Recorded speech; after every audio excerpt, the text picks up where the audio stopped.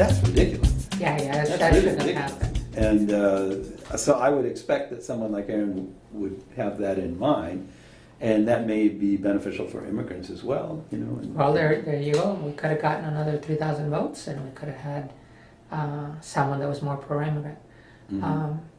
Yeah, that would have been. I saw the lines at the Y, having heard of the Union, but the University Y was also a polling place, and the good thing is that the Y prepared itself, and so they had food. Pizza was being delivered constantly. So once you got inside the building, you had access to the party.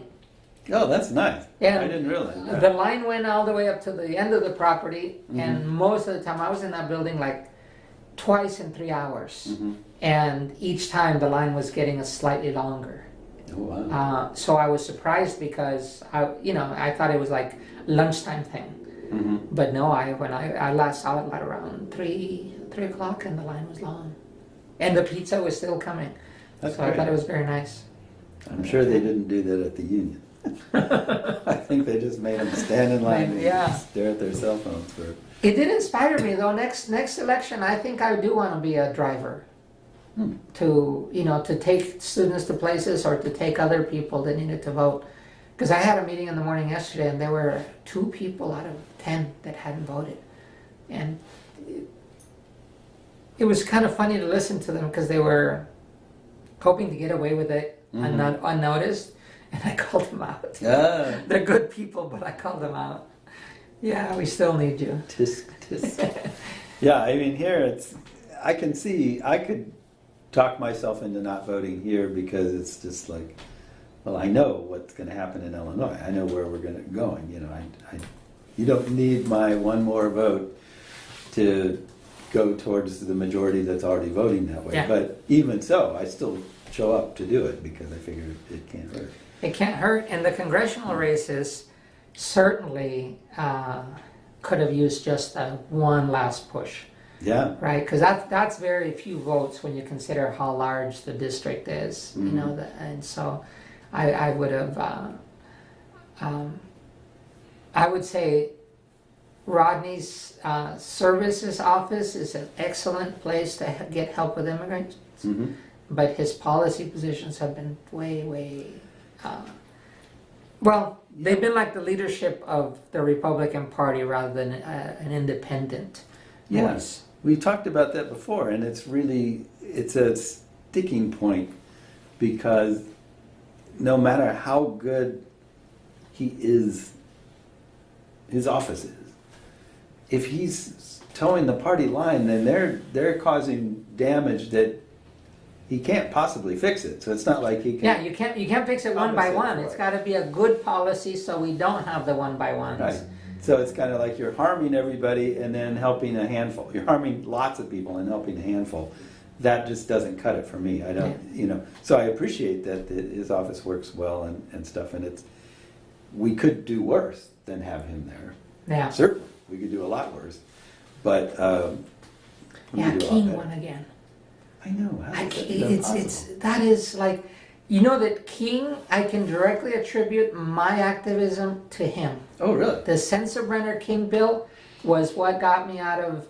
I was literally counting, surveying, focus groups, immigrants, and then one of my mechanisms was to get people together. They asked me to run a soccer league, and I helped them run a soccer league. So every weekend I had access to 600 people, so I could poll them and whatever else. And when the Sensenbrenner bill came, the Sensenbrenner King bill came in 2000, at the end of 2005, I was going to be made a felon for doing what I was doing. And it really, I felt insulted that anybody would dare just put that out. And so I said, okay, so no more just research and helping the community. We've got to do something. Yeah. And the rallies and whatever else came up, but it was a very visceral reaction for me at the time. I couldn't sleep. It got so bad that these people, these 2 congressmen, could be so nasty. And he's still there. And it's weird. That's one of the very few things he's ever done. He's been in office for a long time, but he doesn't actually do much of anything.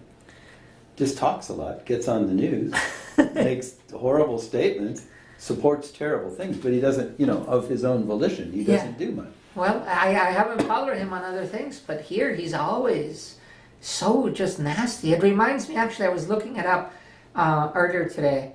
The elections well, there was an immigration bill that passed in 1924 that was really nasty. It established all kinds of quotas and whatever else. So I started looking to see, so was the 22 election the one that caused this to be passed, or was it the 20 election? Because the 20 election was presidential, and so was the 24th. Because the bill passed in 24, then you don't pass a bill like that just once you come into office. So I pushed back to 1920, and the 1920 Harding, who was the one that won, he ran on a platform of low taxes, low immigration, which got eventually codified in 24, but not by him because he died or something happened to him in 23, and so it was the replacement. But by then the ball had been rolling. If there's anything I've learned in immigration is don't hold your breath. Right. It's too slow, and the happy place is in helping somebody move in, and they're happy and they love America, and that's all very nice. Yeah. I love it. But the real changes for the masses just take too long. We're gonna die, before the good stuff happens. And as long as I did some all the way through, I'm not gonna be disappointed because now I've seen it for many years. So. No, that's true. It does tend to be a slow-moving train. Not even a train. That's wrong. More like an ocean liner. Just like,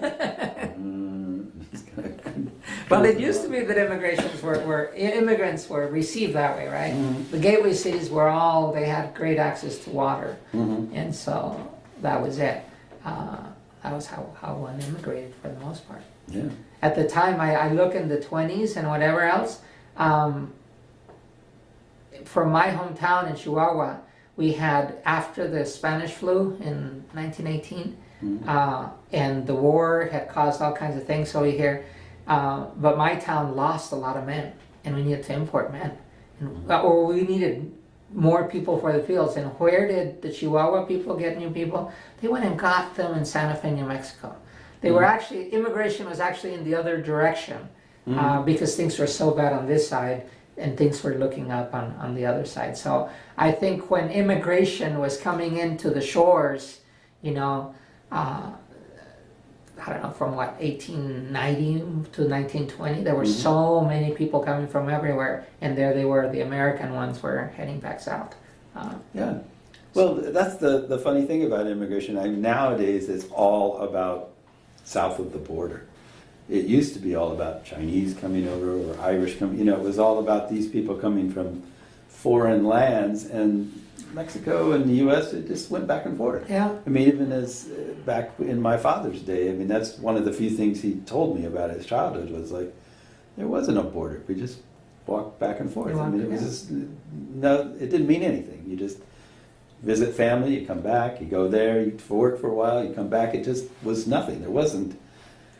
There were checkpoints, and you could go through those if you wanted to, but there was no reason to do that because you could go around them if you wanted to, Yeah. but you didn't. You went through the checkpoint because it was not a big deal. Yeah. Yeah. So, and I that stuck with me because I remember that in relation to how the news is all focused around, the migrant invasion and build a wall and all this stuff. It's all focused on this one border that didn't even used to really be much of a border throughout most of the history of this country. Including my lifetime. For me, I grew up on that border, and it was not a big deal. Yeah. And my argument has always been, if you think Mexicans would invade the U.S., there are 100 million Mexicans that if they wanted to, and if it was, they would come. But they don't want to come. Yeah. Certain people do, usually because they're forced to, rather than just, I want to go live in America. Yeah. We live in America. Mexico is America. Yeah. And the weather's nicer and the food's better Mhm. if you just stay. If you could have a job, most people would probably stay. Yep. So Yeah, I think that's true. I wanted to ask you, is your father also part of the railroad wave?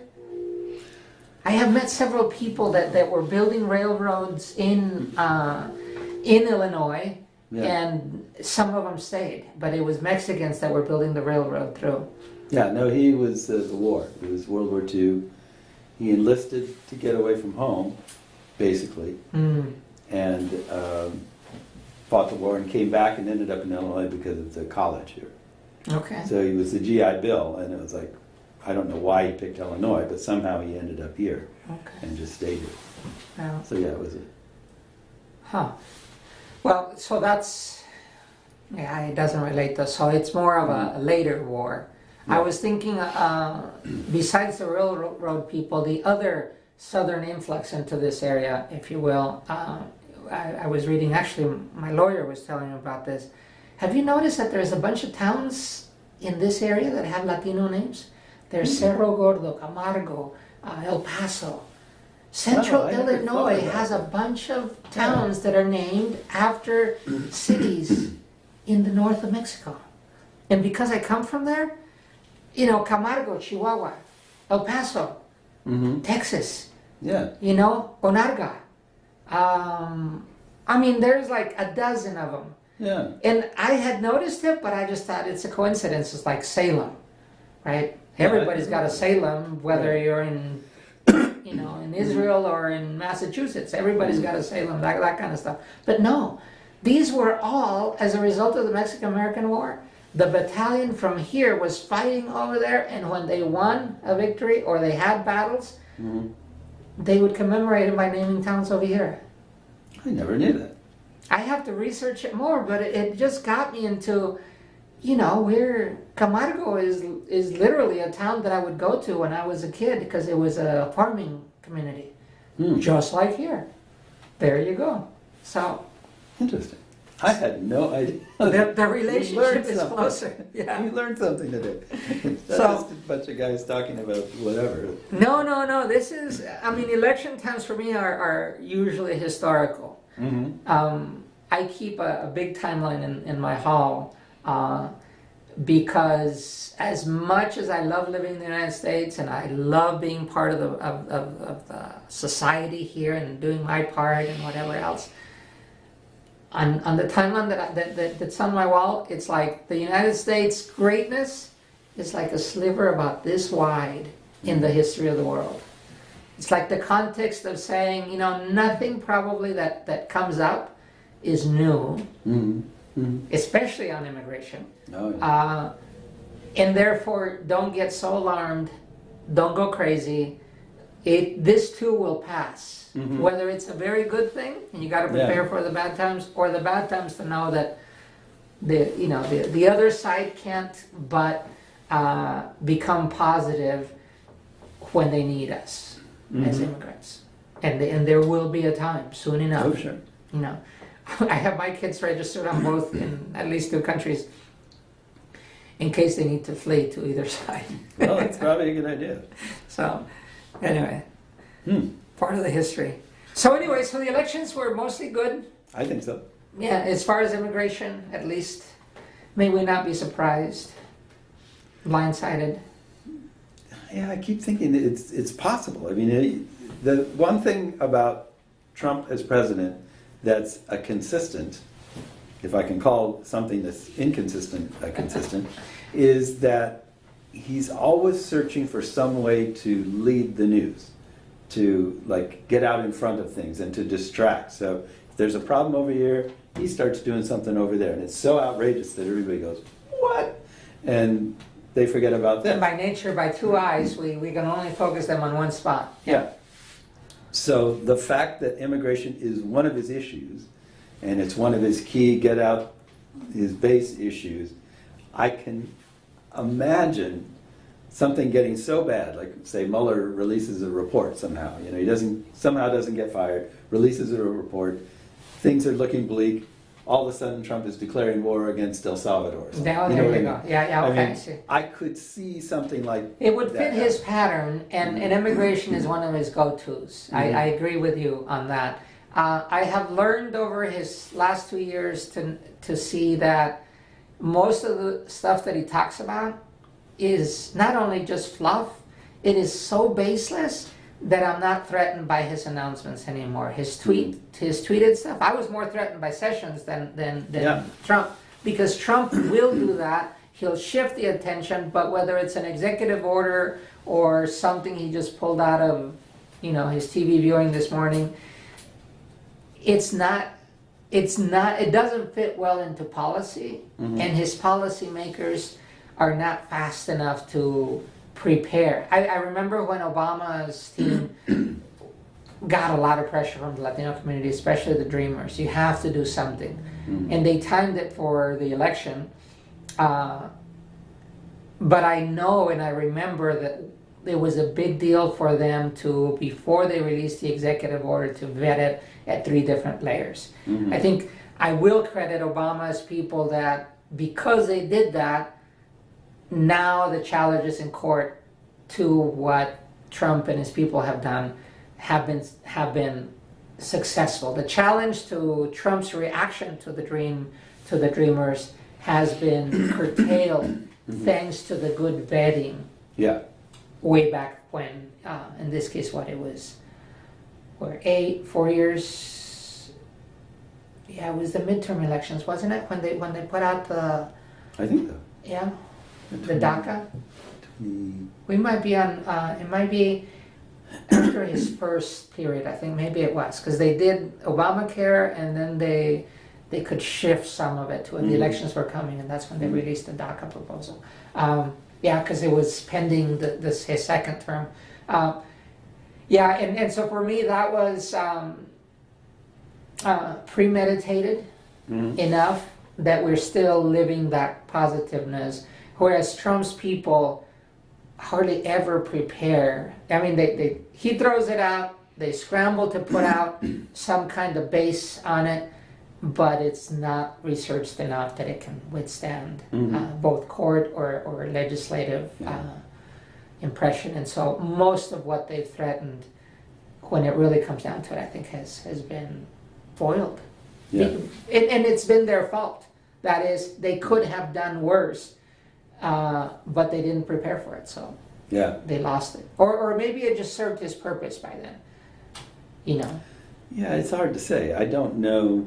I don't think there's any real fundamental, what am I trying to say, conceptual underpinning, if I can put it that way, to his administration. It's just sort of gain power and keep it. Yeah. That's kind of it. There's not like any real, they're not trying to do anything. They're trying to do lots of different things as part of that process of gaining and keeping power. They're trying to do stuff like that. But building a wall does nothing. It accomplishes nothing. It gives a few It employs people. $1 million to your cronies, and that's it. Yeah. So stuff like that isn't really based around any desire to accomplish something on the world stage of history. Yeah, I agree. Trump is doing a really good job of kind of destroying the United States' position in the world, and that could be his Russian influence there. It's like, be a vandal, tear things up, great, I can do that. He's doing that. Whether that's intentional or not, I don't know, but he is accomplishing that in a pretty big way, destroying the world order, damaging NATO, damaging the U.S. in the eyes of the world. He's doing a great job of that. Yeah. But that's not a constructive thing, that's a destructive. Deconstruction, and also of internal institutions too. I think it has to do with other parts of the U.S. internally that he's managed to curtail, obliterate, certainly set back. But before I forget, and we're talking about order, I think I would be remiss to not mention a local movement that is about setting order. We do have, I don't know, 6 or 7 agencies now helping immigrants in different ways. Some overlapping, but all of them full of very well-intentioned, organized people making the community more friendly. In a way, the institutions are catching up to that good by people and to their not-for-profits. Both all three, the campus, the mayor of Urbana, and the mayor of Champaign have been and have assigned people to help in the immigration integration plan that we're developing.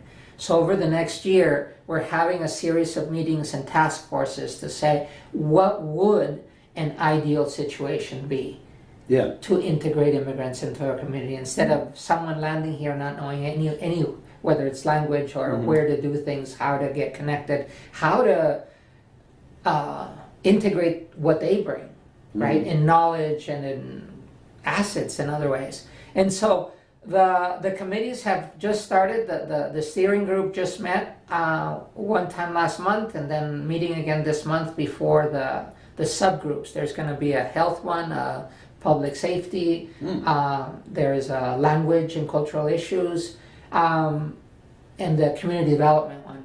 I forget there's one more. But each one of those working groups will be developing its own ideal plan of what they would do in their sector, and then we're merging them to have a holistic immigration plan, integration plan, so that once we have it written out over this next year, we will be able to go and compete to get it funded. For example, if we're gonna give credentials or at least verify the credentials of people so they can practice here, it takes staff to do that. Right? Economic development, if we're going to help organize the immigrant businesses, it takes work of visiting them and teaching them and helping the cities create, better business forms or whatever else. So it takes a lot of effort, but if we're all doing a little piece of it, then we can trust each other to, you do that piece while I take care of this piece, and I don't have to worry about your piece and you don't have to worry about mine, because we're all part of the framework. Yeah. So anyway, over the next year, order will come by all the interested parties participating and putting down, and we can figure out how to best do it. And so look for it, the immigrant integration plan for the county, for Champaign County. There's a sequence of the data that was put out in the report that we did in April, May, and then the plan comes out, and then execution, and then by then it'll be, 2024, and we can do another data report to see the contrast and to compare our progress. And this is coming from the Welcome Center? This is being coordinated through the Welcome Center, and so the original proposal was for the money for the report to be the launching point for a committee, a group to get together and see what's next. And what's next, therefore, then is to do a plan. Several people, actually sponsored by the health department, Julie Pride and always there. We took a trip to see the Welcome Center in Indianapolis. Oh, okay. And several of us are going to DC to see what other cities are doing, because it's the National Immigrant Integration Conference. So anyway, so that positiveness for me creates a space to have order on some of the things that we're doing, because one of the things that I felt overwhelmed with 2 years ago was, what do we do? And what do we tell all the good-willed people to do? Yeah, that's right? always the hard part. It was very hard, and so as we systematize the things that need to be done, filling in or at least designing for the voids, what isn't being done, then there'll be a place for all the goodwill people to be, make their contribution be constructive, rather than filling time until he leaves, or right? whatever, right? Well, that's one interesting thing about this work and people who want to help. You talked about the goodwill people who want to help. A lot of the times, I think what a lot of them are thinking is, well, I want to do something. Let me help you in your work. Yeah. But what they don't realize is that a large portion of our work is trying to find something to do. We're trying to figure out how to do Figure it something. out. Yeah. So it's not like I'm building this wall, and I can say, oh, just grab these stones and bring them over, and you can hold this. You can. There's nothing like that. A lot of times it's like I'm trying to figure out how to build a wall. Yeah. So if you have ideas, great, bring me your ideas. If you know anything about it, that's good. Well, because then we can but work the other together. one, because it's very satisfying. I want to help immigrants, right? So that's why last night, as we were talking about having an immigration forum on how to become a sponsor for a family. Yeah, that's good. You know, that's a how-to, right? But the other one that is coming up, and we saw in Indianapolis, is they call them natural helpers. That is to take community people, including immigrants, that know and have learned how to help because of the privacy issues and the sensitivity. What don't they know and what do I not know about how to do this? There is a process of training people how to be useful. And so when we get to that part of bringing that section, I think we'll, again, channeling that goodwill to something constructive is an opportunity we have the luxury of in our, at minimum, our county, if not, if not further, a wider expense. We've concentrated on Champaign County for most of our work, but there are other cities that are also trying to do good. Oh yeah. And so, linking up. One last thing, and just to, because it's out there, February 29th is the Immigrant Activism Symposium. Okay. It was just finalized this week. We have the space at Parkland. It'll highlight researchers at UIUC and student research, and join it with the faculty and students at Parkland. And the conference, the symposium, is going to be held there. It's on a Thursday, and we just laid out what the day would look like. Now we'll fill in the blanks, but save that date, February 29th at Parkland, Immigrant Activist Symposium. Immigrant Activist Symposium. Yeah, there's going to be a nice title coming up, but that's essentially That's what it it's is. going to be. Yeah. So anyway, Well, so I guess I have no idea how long we've been going, but it feels like an hour. it maybe. feels about like an hour. I want to thank you for taking time out of your busy schedule to have this conversation. I guess to sum up, if I were to sum up, I'd say we're more positive than not Yeah. about everything. And oddly, one of the more positive aspects is the loss of the Attorney General. Is actually Yeah. a really That was like the plus on top of the election. Yeah. because whatever, as I was mentioning before, it was Trump being a destroyer, and a lot of what he does is about destroying.